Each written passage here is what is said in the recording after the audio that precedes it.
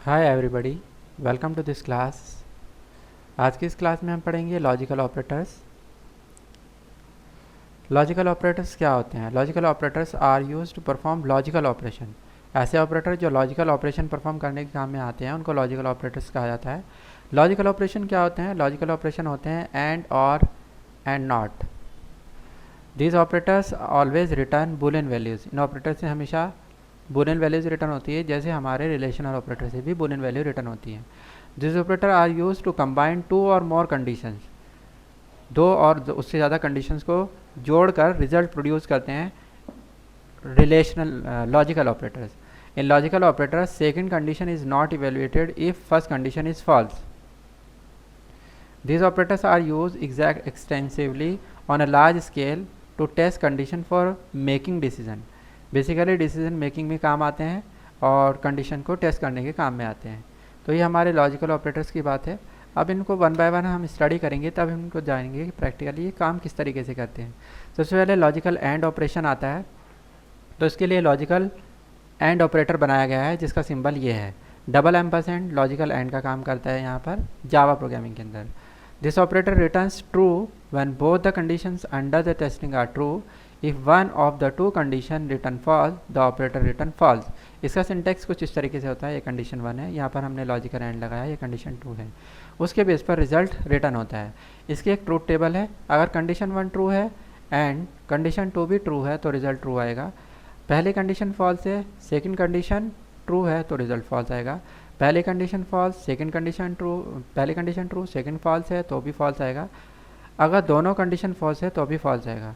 सिर्फ ट्रू उस केस में रिटर्न होता है जब दोनों कंडीशन ट्रू रिटर्न करती है। कंडीशन 1 भी ट्रू है और कंडीशन 2 भी ट्रू है, इस केस में ट्रू आएगा, वरना सब केसेस में फॉल्स आता है। दूसरा ऑपरेटर हमारे पास आता है लॉजिकल और। ये just opposite to the and हो गया एक तरीके से। This operator returns true when one of the two condition under testing are true. कोई भी एक कंडीशन ट्रू हो दो में से तो ये रिजल्ट ट्रू रिटर्न कर देता है। To make the result false, both condition need to return false. अगर हमें फॉल्स रिजल्ट चाहिए तो दोनों कंडीशन फॉल्स रिटर्न करेंगी तभी फॉल्स आएगा, वरना नहीं आएगा। इसका भी सिंटेक्स ऐसे ही है, कंडीशन 1 और ऑपरेटर कंडीशन 2। हम देख सकते हैं यहाँ पर ट्रू, हमने यहाँ पर और ऑपरेटर लगाया, ट्रू और ट्रू ट्रू आएगा, यानी कि दोनों कंडीशन ट्रू है तो भी ट्रू आएगा। एक कंडीशन फॉल्स है, दूसरी कंडीशन ट्रू है तब भी ट्रू आएगा। पहली कंडीशन ट्रू, दूसरी फॉल्स है तब भी ट्रू आएगा। अगर दोनों ही कंडीशन फॉल्स रिटर्न करती है तो उस केस में हमारे पास फॉल्स रिटर्न होएगा। तो ये just opposite to the and operator होता है। इसके बाद आता है हमारे पास लॉजिकल नॉट ऑपरेटर, इसे निगेशन भी बोल सकते हैं हम लोग। It is unary operators and returns true when condition under testing is not satisfy. Basically if condition is false it return true and when condition is true it return false. Means ये conditions के जो result हैं उनका उल्टा करने के काम में आता है, ट्रू को फॉल्स में और फॉल्स को ट्रू में।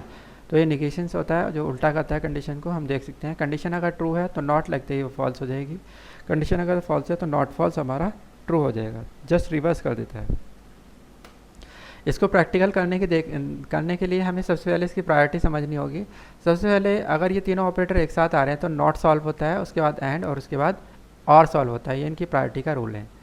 हम देख सकते हैं ये क्वेश्चन हमारे पास है और ये इसकी वैल्यूज़ दी गई है, तो हम इनकी वैल्यूज़ रख देते हैं। ए की वैल्यू हमने 11 और बाय 20 करके इसको रखा है। यहाँ पर बी की वैल्यू हमने 13 ली है और इसको यहाँ पर रख दिया है, और सी की वैल्यू हमने 7 रख दी है। अब हम इनको सॉल्व करेंगे, लेकिन यहाँ पर हमें प्रायोरिटी और एसोसिएटिविटी के रूल्स देखने होंगे। यहाँ पर डिवाइड और डिवाइड यहाँ पर आ रहे हैं, तो डिवाइड की priority as compare to relational operator और लॉजिकल ऑपरेटर हाई होती है, तो पहले डिवाइड सॉल्व होंगे। लेकिन डिवाइड में भी क्योंकि दो डिवाइड आ रहे हैं तो ये लेफ़्ट टू राइट एसोसिएट होकर काम करेंगे, यानी कि लेफ़्ट में जो पहले वो पहले सॉल्व होगा। तो लेफ़्ट में हमारे पास पहले ये पड़ रहा है तो ये सॉल्व हो गया है। 20 ने 11 को डिवाइड किया, लेकिन ये हो नहीं सकता तो ये 0 में कन्वर्ट हो गया है, तो यहाँ पर 0 आ गया है।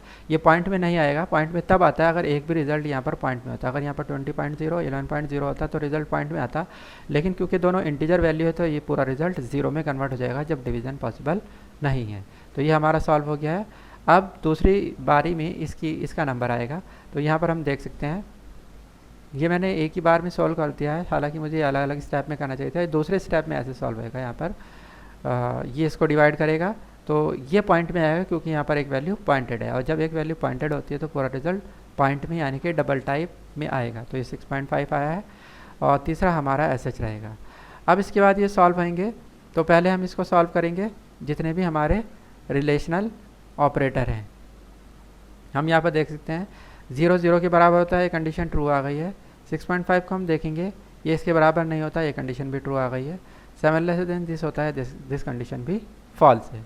अब एंड और ऑपरेटर बचे हैं जो कि हमारे सेम प्रायोरिटी के हैं, तो ये लेफ्ट टू राइट सॉल्व होंगे, sorry left to right solve नहीं होंगे, इनमें पहले इस प्रायोरिटी के अकॉर्डिंग सॉल्व होंगे। तो पहले नॉट एंड सॉल्व होगा, नॉट तो यहाँ पर है ही नहीं, तो पहले एंड सॉल्व होगा। एंड हमारा क्या करेगा, इसको सॉल्व करेगा। तो यहाँ पर ट्रू एंड ट्रू, जब और एंड के केस में दोनों कंडीशन ट्रू होती है तो रिजल्ट ट्रू आ जाता है। अभी हमारे पास आ गया है ट्रू और यहाँ पर हमारे पास सिर्फ फॉल्स बचा है। तो अब ट्रू और फॉल्स सॉल्व होगा, और का नंबर आएगा। ट्रू और फॉल्स में अगर और के साथ एक भी कंडीशन फॉल्स होती है, ट्रू होती है, तो पूरा रिजल्ट ट्रू आ जाता है, तो ये आंसर हमारे पास ट्रू आ जाएगा। तो इस तरीके से ये काम करते हैं। तो ये लॉजिकल ऑपरेशन का एक प्रोग्राम हमने बनाकर देखा है। इसकी एक काफ़ी बड़ी सी एक्सरसाइज मैंने डाली भी है यहाँ पर, जिसको आप प्रैक्टिकल करके देख सकते हैं। और अगर इसमें कुछ समझ ना आए तो आप मुझसे कमेंट के थ्रू पूछ सकते हैं, या आपको इसको कुछ हेल्प अगर आप चाहिए तो मैं इसमें बता सकता हूँ। और इस ऑपरेशन को हम प्रैक्टिकली करके देख लेते हैं। उसके लिए हम लोग नोटपैड में एक प्रोग्राम बना लेते हैं। यहाँ पर हम क्लास लेंगे लॉजिकल ऑपरेशन,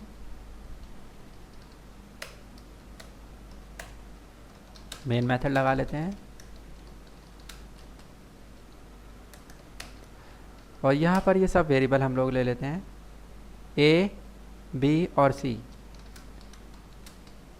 इनकी वैल्यूज़ हम ले लेते हैं, A 11 है, B 13 और C 7।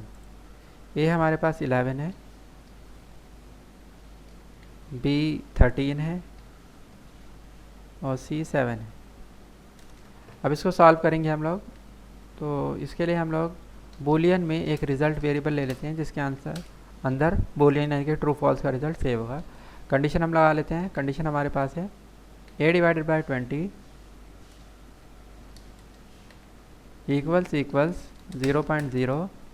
इसके बाद है and operation, B divided by 2.0 not equals to 0.0। इसके बाद है और ऑपरेटर, उसमें हमने लिखा है C लेस देन 0.0। इसका रिजल्ट प्रिंट करा कर देखते हैं हम लोग, और इस प्रोग्राम को सेव कर देते हैं। माई कंप्यूटर में C ड्राइव में JDK के बिन फोल्डर में हम लोग इसको सेव करेंगे क्लास के नाम से, लॉजिकल ऑपरेशन डॉट जावा। ये हमारा प्रोग्राम सेव हो चुका है। कमांड प्रॉम्प्ट ओपन करेंगे हम लोग, CD/ से रूट डायरेक्टरी में जाएंगे, CD JDK टैब की से हम लोग अपने वाला JDK 1.7 ओपन करेंगे, CD bin और जावे लॉजिकल ऑपरेशन डॉट जावा। कमांड प्रॉम्प्ट में कैसे प्रोग्राम को कंपाइल करते हैं, कैसे ओपन करते हैं, इस सब के लिए मैंने एक ट्यूटोरियल डाला हुआ है, जो कि मेरा सबसे पहला ट्यूटोरियल था जावा प्रोग्रामिंग का। आप वहाँ से सारे स्टेप्स लर्न कर सकते हैं और सीख सकते हैं। हमें जावा प्रोग्राम को सेव करना होता है अपने सिस्टम में, जहाँ पर JDK इंस्टॉल है उसके बिन फोल्डर में, और उसी पाथ को हमें यहाँ पर लाना होता है। उसके लिए हम लोग CD/ से पहले रूट डायरेक्टरी में आ जाते हैं, रूट ड्राइव में, और फिर CD JDK से JDK लेकर हम टैब प्रेस कर देते हैं। तो अगर हमारे सिस्टम में कई JDK हैं तो जो हमें सेलेक्ट करना है वो कर लेंगे, वरना जो JDK अगर सिर्फ एक ही JDK है उसका सीधा नाम लिखकर हम यहाँ पर एंटर प्रेस करेंगे।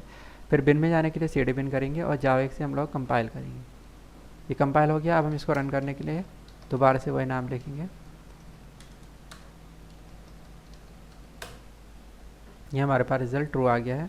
हम देखते हैं हमारा रिज़ल्ट यहाँ पर क्या था, यहाँ पर भी हमारा ट्रू है, मतलब हमने इसको सही एग्जीक्यूट किया है। तो इस तरीके से काम करते हैं।